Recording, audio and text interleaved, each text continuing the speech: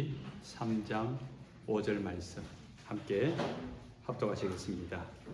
하나님이 이르시되 이리로 가까이 오지 말라. 내가 선 곳은 거룩한 땅이니 내 발에서 신을 벗으라. 아멘. 아브라함이 하나님을 만난 것은 75세입니다. 오늘 본문의 모세가 하나님을 만나는 장면인데 모세의 나이가 80세입니다.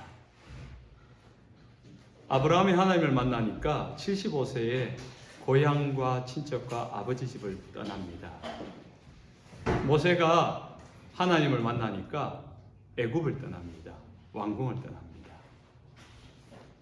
하나님을 만날 때 그 인생의 새로운 시작이 일어납니다. 하나님을 만나면 이해되지 않던 우리의 과거, 내가 살아온 인생이 해석이 됩니다. 왜 그런 일이 있는지, 왜 내가 이렇게 살았는지, 왜 내 그때 이런 일들이 일어났는지가 이해가 됩니다.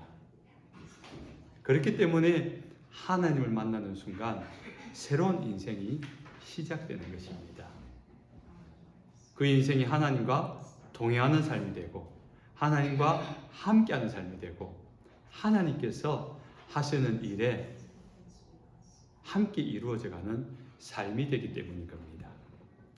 모세가 하나님을 만나고 하나님이 이끄시는 그 걸음을 시작하는 첫 장면이 오늘이 본문입니다. 이 본문의 내용을 보기 전에 우리가 출애굽하기 이전에 좀 배경을 좀 알아야 됩니다.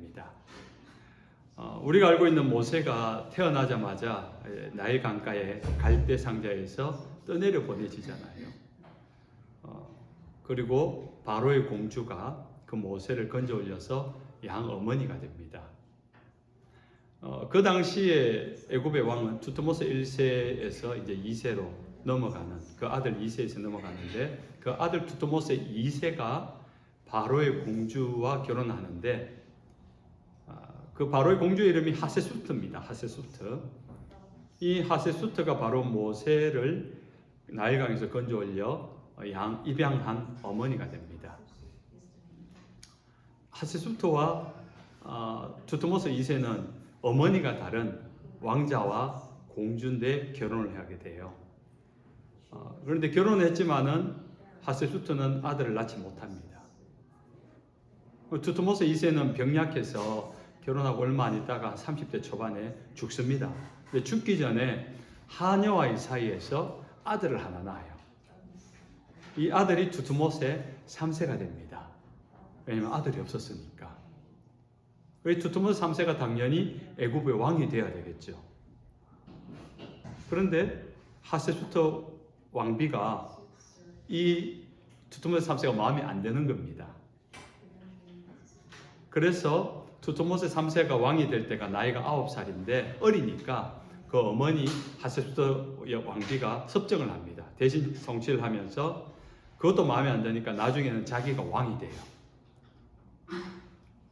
그 당시 애굽에 여왕은 없었습니다.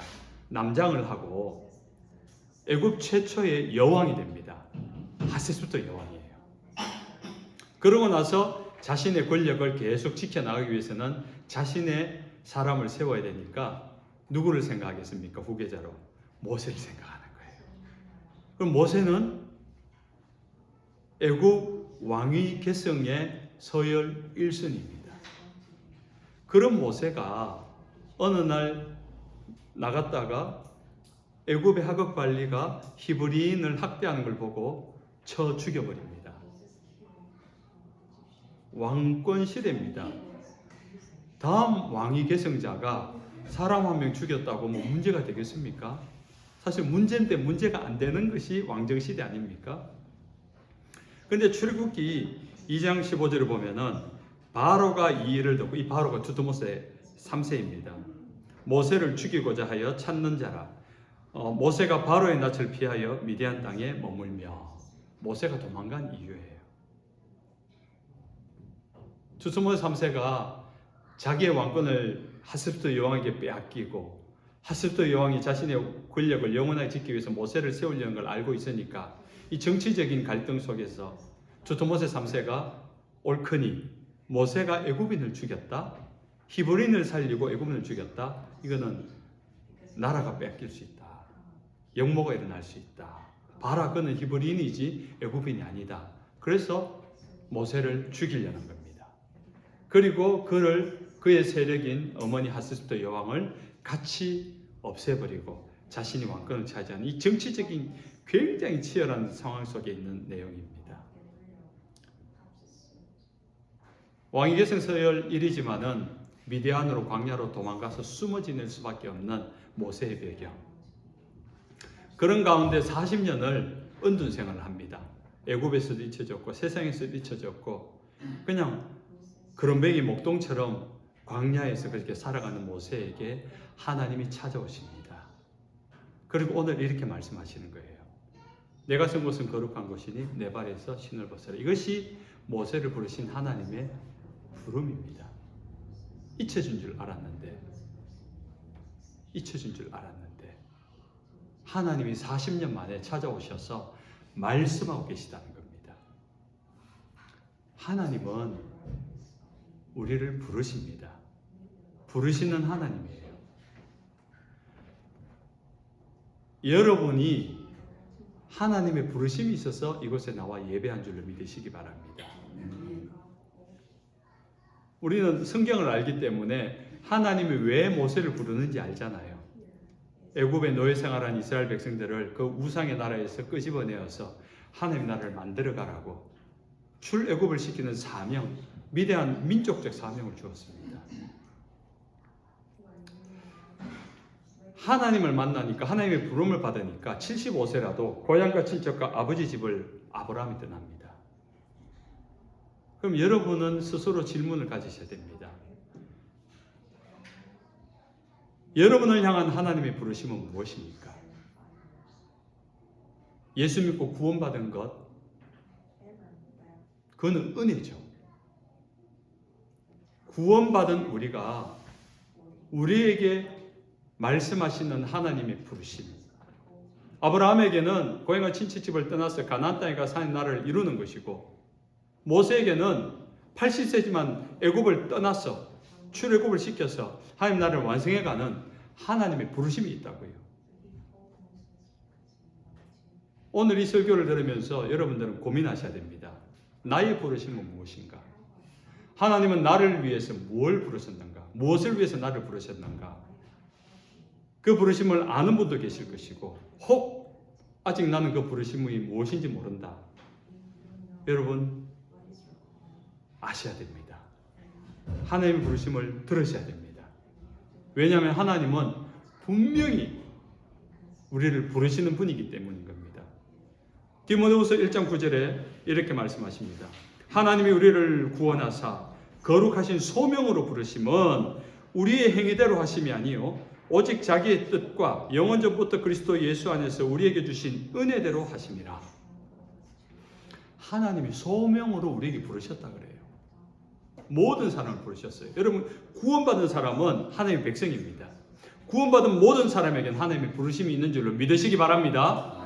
그런데 그 부르시는 조건이 뭐라고요? 우리의 행위대로 함이 아니다. 우리의 행위, 내 실력, 내 업적, 내 공로, 내 성품이 어떻다, 내가 신앙 경력이 어떻다, 이런 거 아니라는 거예요. 그 행위대로 부르심이 아니라 하나님이 기쁘신 뜻대로, 하나님이 계획하신 그 뜻이 있다는 거죠. 그것을 가지고 은혜로 불렀다는 거예요. 은혜가 뭡니까? 은혜는 자격 없는데 주시는 게 은혜 아닙니까? 나는 그런 자격 없는데 왜 저에게 이런 걸 주시나요? 그게 은혜라는 거예요. 우리가 구원받을 자격이 어디 있습니까? 우리가 하나님의 사랑을 받을 자격이 어디 있습니까? 하나님의 은혜를 받을 자격이 어디 있습니까? 그런데 주시는 거, 그거는 은혜로 주시는 거죠. 하나님 우리를 부르시는 데는 조건이 없다는 겁니다. 우리가 뭐 좀 잘해야 되고, 성품이 좀 올곧아야 되고, 착해야 되고, 뭐 성경 한 몇 독 해야 되고, 하루에 기도 몇 시간 해야 되고, 뭐 착해가지고 다른 사람을 많이 도와야 되고, 이런 조건이 아니라는 거예요. 오히려 이것을 극단적으로 말하면은 좀 성격도 삐뚤어지고, 좀 사람이 막 난폭하기도 하고, 약점도 있고, 막 거칠고, 다른 사람에게 좀 피해를 끼치는 사람이라 할지라도 하나님은 그를 부르신다는 겁니다. 그를 부르셔서 하나님의 기쁘신 뜻대로 살아가게 해주신다는 겁니다. 그 일을 누가 하신다고요? 하나님이 하신다는 겁니다.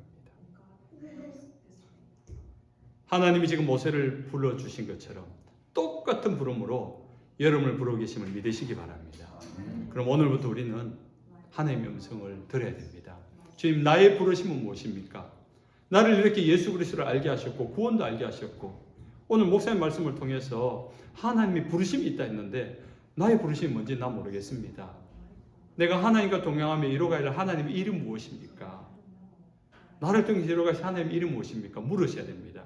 그것이 기도 제목이 돼야 되고 그 물음에 하나님의 응답을 받아야 됩니다. 그래야지 여러분의 믿음의 걸음이 아브라함이 고향과 친척집을 떠난 것처럼 모세가 애국의 왕궁을 떠난 것처럼 믿음의 걸음이 시작되는 겁니다. 하나님이 모세를 부르시고 그 사명을 주시는데 두 가지를 요구하십니다. 오늘 본문에 보니까 내 발에서 신을 벗어라. 또 한 가지는 거룩한 곳에 서라는 겁니다. 하나님이 사명을 주시는데 먼저 모세의 신을 벗깁니다. 신, 여러분 다 신고 계시잖아요. 다 지금 뭐 보니까 운동화도 있고 샌들도 있고 구두도 있고 이 신발은 뭡니까? 뭘 의미합니까? 여러분 신발 언제 신습니까? 어디 외출할 때, 어디 가려고 할 때. 우리 정정희 성도님 지금 거의 2달 만에 오셨는데 저 신발은 아니겠죠? 1000km를 넘게 걸으셨어요. 대단하지 않습니까? 아마 신발 하나 다 따랐을 것 같아. 1000km를 걸어도 방향이 있다는 거죠. 분명한 목적지를 가지고 걷는 거예요. 신발은 우리 삶의 목적을 이야기합니다. 우리 삶의 방향을 이야기합니다. 내가 살아온 삶의 족적, 행적, 내 삶의 내용을 담고 있는 것이 신발인 거예요. 하나님이 그 모세의 신발을 벗기기를 원합니다. 그 모세는 어떤 신발을 신고 있는 겁니까? 먼지 묻은 그냥 샌들 정도가 아니라 지금 모세가 가지고 있는, 안고 있는 삶의 내용. 생각해 봅시다. 모세가 애굽의 왕자인데 왜 히브리 노동자를 해치지 않고 애굽의 관리를 해친 겁니까? 그 마음속에는 히브리인의 정체성이 있는 거예요. 태어나자마자 버려졌고 애굽의 왕자로 이렇게 입양이 되어서 애굽의 학문을 배우고 궁궐의 예식을 배우고 왕으로서의 그 모든 실력과 학문과 능력들을 배웠을 겁니다. 그러나 그러면서 한편으로는 유모로 들어온 친엄마, 히브리인 엄마를 통하여서 여기 보시죠. 히브리인의 정체성, 여호와를 아는 신앙을 배운 거예요. 그러니까 모세 안에 히브리인의 정체성, 여호와 백성의 정체성을 가지고 살아가다가 자기의 동족이 당하는 것을 보니까 못 참았던 겁니다. 그래서 의로움을 가지고 하나님을 향한 믿음을 가지고 자기의 백성을 구했는데 그만 그 일이 정치적인 사건이 되어서 죽음에 내몰리고 하루아침에 왕자의 권한도 승계 서열 1위도 다 잃어버리게 되는 겁니다. 얼마나 억울하겠어요. 나는 의로운 일을 했는데, 나는 옳은 일을 했는데, 하나님 보실 때 하나님의 백성을 지키고 보호했는데 왜 하나님 도와주지 않은 겁니까? 그냥 그 상태에서 나를 애굽의 왕으로 올려줬더라면은 내가 노예 있는 애굽의 이스라엘 백성들을 내가 자유를 주고 편하게 해줬을 것이고 아니면은 가나안까지 군대를 보내어서 가나안을 정리해 놓고 하나님의 백성들을 그 땅에 이주해 살 수도 있는 힘이 그 당시 애굽의 왕에게 있었는데 왜 하나님은 나에게 그런 왕권을 주지 않았습니까? 왜 하나님은 내가 그렇게 억울하게 도망칠 때 도와주지 않았습니까? 왜 하나님 그때 아무 말씀도 하지 않고 침묵했습니까? 그 침묵이 40년을 이어진 거예요. 동일한 인간의 마음으로 건의를 당했다 보십시오. 나는 믿음으로 행했는데, 나는 옳다고 행했는데 나는 바닥을 치고 있고 쫓기는 자가 되었고 세상에 도망자가 되어서 은둔자가 되어서 아무것도 할 수 없는 무기력한 인생을 살아간다. 그 마음속에 얼마나 큰 하나님에 대한 원망, 불평, 낙심, 실망, 상처 있지 않았겠습니까? 모세의 계획이었죠. 애굽의 왕이 되어서 내 백성을 지키고 신앙의 자유를 줘서 애굽 안에서 성전을 만들어서 예배하게 하리라. 이게 모세의 계획이었습니다. 그런데 하나님이 40년 만에 찾아오셔서 내 신을 벗어라. 네 생각 벗겨라. 네 계획 벗겨라. 네가 그렇게 원망하고 불평하고 상처받았던 거 벗겨내는 거예요. 그것이 벗겨져야지 지금 내가 너에게 말하는 이 사명 감당할 수 있다. 하나님은 하나님의 일을 하기 전에, 하나님의 사명을 이루기 전에 우리 삶에 기초 작업을 하십니다. 여러분, 건물이 갑자기 이렇게 막 땅에 세워집니까? 저도 교회당을 건축을 해봤는데 매일 건축할 때마다 그 현장에 나가봤어요. 건축 중에 과정 중에 제일 오래 걸리는 게 기초 다지는 작업입니다. 돌 골라내고 땅 파고 터 닦고 거의 한 달 넘게 걸려요. 정작 건물 올라가는 건 한 층씩 올라갔는데 저희 교회 건축할 때 10일에 한 층씩 올라가더라고요. 잘 올라가더라고요. 근데 기초 작업 막 2달, 3달씩 큰 건물일수록 기초가 1년씩도 걸립니다. 그 기초가 튼튼하게 잘 다져지면은 그다음부터 건물은 쉽게 올라가요. 하나님의 사명을 맡길 때는요, 우리가 가지고 있는 우리의 생각들, 익숙한 방식들, 그것을 벗기기 원합니다. 때로는 아픔으로 상처로 있는 것들도 벗겨내기 원합니다. 그리고 하나님의 새 마음을 부어주셔서 하나님의 새 계획을 진행하도록 하는 것이 하나님의 일하시는 방법인 겁니다. 그래서 여호수아가 모세의 뒤를 이어서 가나안 땅을 정복할 때도 여호수아서 5장 15절에 똑같은 장면이 나와요. 하나님이 여호수아에게 네가 쓴 곳은 거룩한 것이니 내 발에서 신을 벗어라. 가나안 땅 정복하는데 신을 벗깁니다. 네가 생각하고 네가 계획하고 네가 가진 실력과 능력들 벗겨내어라.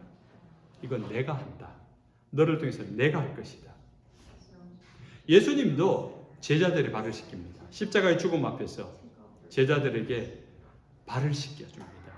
대야에 물을 떠놓고 일일이 그 발을 씻겨줍니다. 근데 베드로가 거부합니다.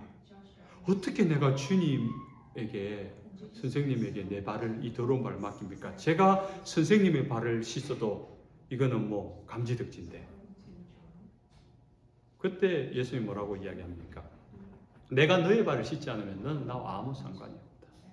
그 말은 예수 그리스도의 십자가의 죽으심의 그 은혜를 네가 받으려면은 이 죽음을 받아들여야 된다. 베드로는 끝까지 반항하죠. 예수님이 내가 이제 십자가에 죽으러 가노라 하니까 베드로가 앞을 가로막고 안 됩니다. 내가 죽을 때는 못 갑니다.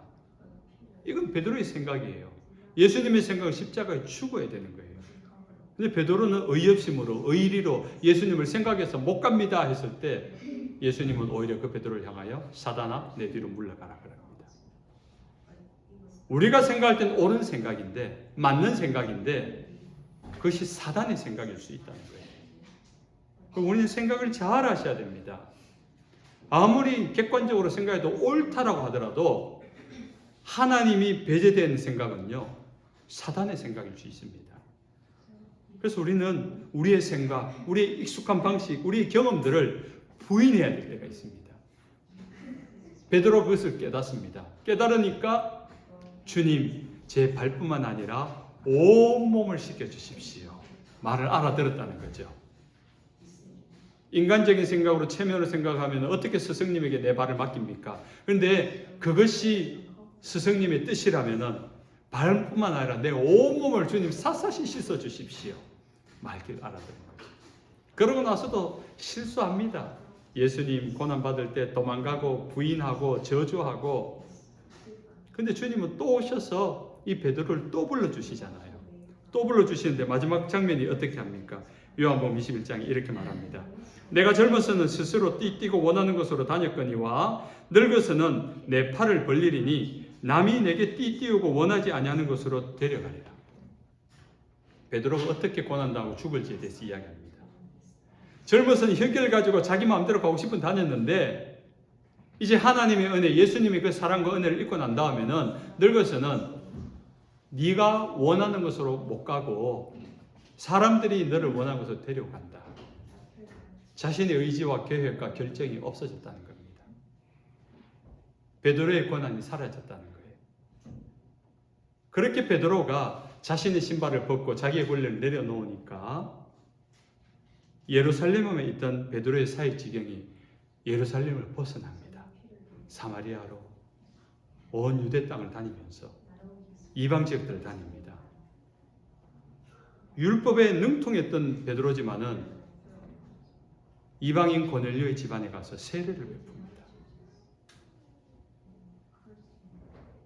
로마 시대 가장 악향이 심했던 네로 황제 시대 때 크리스천들이 야간에 가로등으로 인간 횃불로 사용될 정도로 고난을 당할 그때에 그 고난의 현장에서 너무 극심해서 그리스도인들이 다 떠나갈 때 베드로 혼자 다시 그곳에 십자가를 지려고 스스로 그 죽음의 길을 걸어 들어가는 것이 베드로입니다.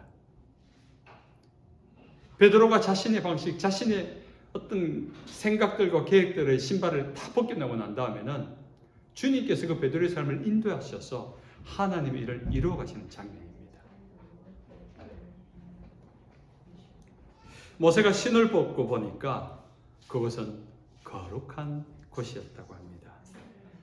내가 선 곳은 거룩한 땅이니 뜰기나무 앞입니다. 사실 그곳은요, 거룩한 장소가 아니라 모세가 지난 40년 동안 수없이 다녀왔던 곳이에요. 우리 지난주에 그 유목민 선교사님 설교를 들으면서 그 이야기를 했는지 모르겠습니다. 저는 이제 2주 동안 자고 지내면서 애굽의 광야가 어떤지를 들었어요. 그 유목민들, 베두인들 사역을 하는데 실제로 그 광야 같은데 뭐 풀이 나지 않지 않습니까? 근데 뭘 먹는가 하니까 이 양들이 가시나무를 먹는데요. 가시나무가 처음 자랄 때 나오는 그 연한 순, 그 가시들조차도 그게 연해가지고 양들이 그걸 다 따먹는데요.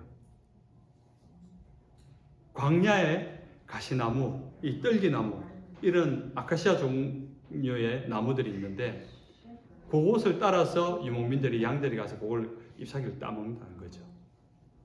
그러니까 이 뜰기나무가 있는 곳은 모세가 이미 올랐던 산이고 수십 번도 수백 번도 어쩌면은 매년 다녔던 길일 겁니다. 그런데 오늘 보니까 내 신을 벗고 보니까 내 생각을 벗고 보니까 그것이 거룩한 곳. 여러분 어디가 거룩한 곳입니까? 어떤 곳이 거룩한 곳입니까? 세상에 거룩한 곳은 한 곳밖에 없습니다. 거룩하신 분 하나님이 계신 곳. 아무리 청소를 깨끗이 해도 그곳은 거룩한 곳이 아닙니다. 거룩은 하나님 한 분입니다. 그러니까 모세가 수없이 그 뜰기나무를 지나갔어도 양들을 몰고 자기의 생각을 가지고 방황하듯이 살아갈 때는 그것은 그냥 세상입니다.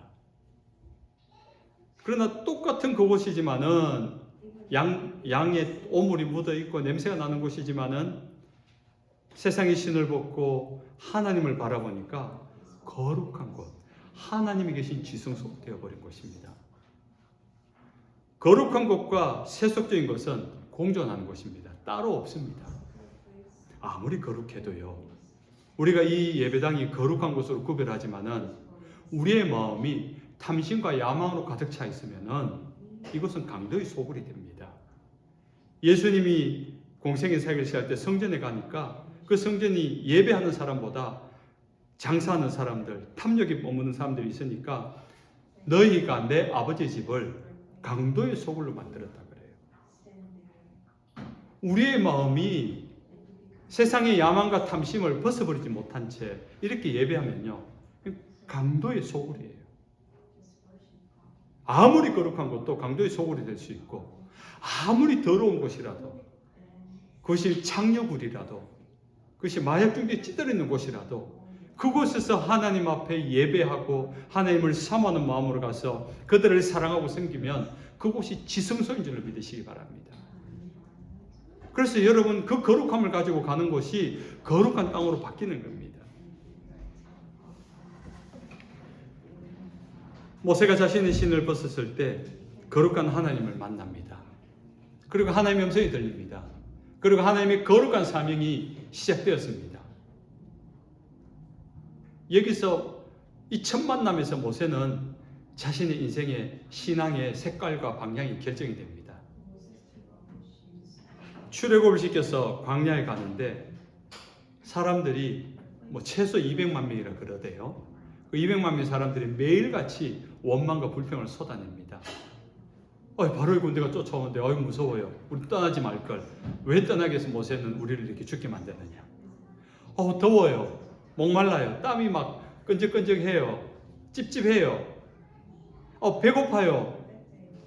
온갖 불만들이 날마다 한번 생각해 보세요.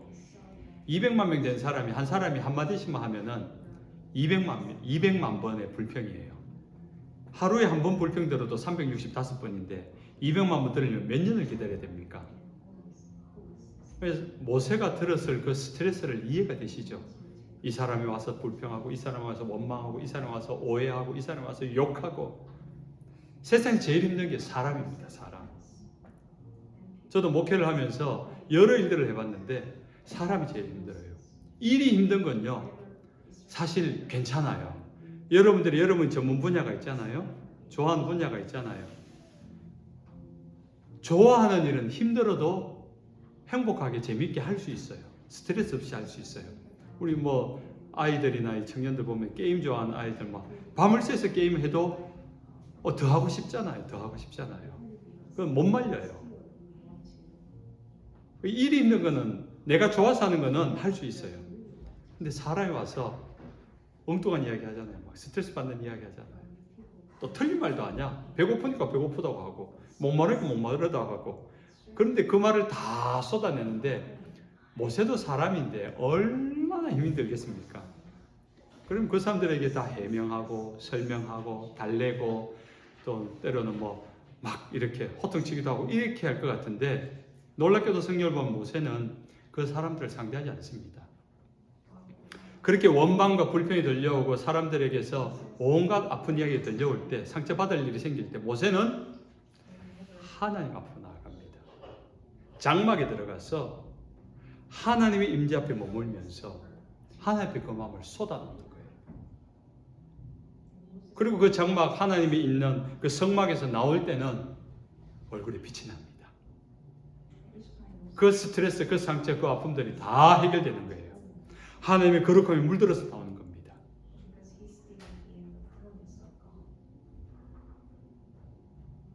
이제 말씀을 맺읍시다. 사랑하는 하나님의 백성 여러분, 우리가 그렇게 살아야 돼요. 이 예배를 멈추고 마치고 돌아가면은 여러분 가정으로 돌아가든지 직장으로 돌아가든지 세상으로 돌아갈 때 마치 치료급한 그 광야의 백성들처럼 여러분에게 원망하고 불평하고 시비 걸고 여러분을 스트레스 만드는 일들이 많이 생길 겁니다. 그럼 여러분 어떻게 해야 된다고요?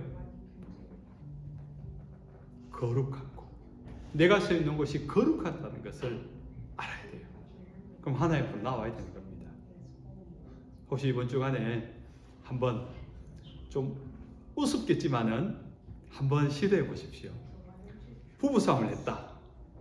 막 부부싸움을 해가지고 막 마음도 불편하고 감정도 불편하고 못 견디겠는데 그 마음 갖고 자꾸 언쟁하지 말고 교회로 와서 기도하십시오. 하나님의 거룩함 가운데 머무십시오. 세상에서 직장에서 스트레스 받았다. 하나님 너무 힘들다. 뭐 어쩔 줄 몰라 할 때 교회로 오십시오. 그리고 하나님께 그 마음을 쏟아놓으십시오. 하나님, 내가 이 때문에 너무 속상합니다. 이것 때문에 너무 억울합니다. 이 때문에 너무 힘이 듭니다. 하나님 다 아시잖아요. 우리의 행위대로 하심이 아니라 하나님의 자기 기쁘신 뜻대로 은혜로 우리를 부르셨다 했으니까 우리가 원망과 불평과 그걸 하나님께 쏟아놓을 때 하나님이 그 모든 것들 들으시고 치유하시고 위로하시고 회복하실 줄로 믿으시기 바랍니다. 여러분이 신고 있는 신발은 어떤 신발입니까? 세상의 명품 신발입니까? 달리기 좋은 운동화입니까? 세상의 야망과 성공과 탐욕을 쫓아가는 세상의 신이라면 벗어버려야 됩니다. 혹시 신고 있는 그 신 때문에 하나님을 보지 못한다면, 내가 생각하고 계획한 그 발걸음 때문에 하나님의 거룩함을 벗어나 있다면 우리는 그 신을 당장 벗어야 됩니다. 그리고 하나님을 봐야 합니다. 하나님 앞에 멈춰서야 됩니다. 그리고 내게 말씀하시는 하나님의 부르심이 뭔지를 듣고 그 사명을 따라서 어제까지 살아오던 삶이 아니라 오늘 새롭게 하나님과 동행하는 삶. 내가 하루를 살아가는데 여전히 직장 생활하고 여전히 가족 함께 지내지만은 그 삶이 하나님과 동행하는 삶, 하나님의 뜻을 이루어가는 삶, 하나님을 생각하는 삶, 하나님의 사명을 이루어가는 삶 되시기를 주 예수님 이름으로 축원합니다. 찬송하겠습니다. 찬송가 539장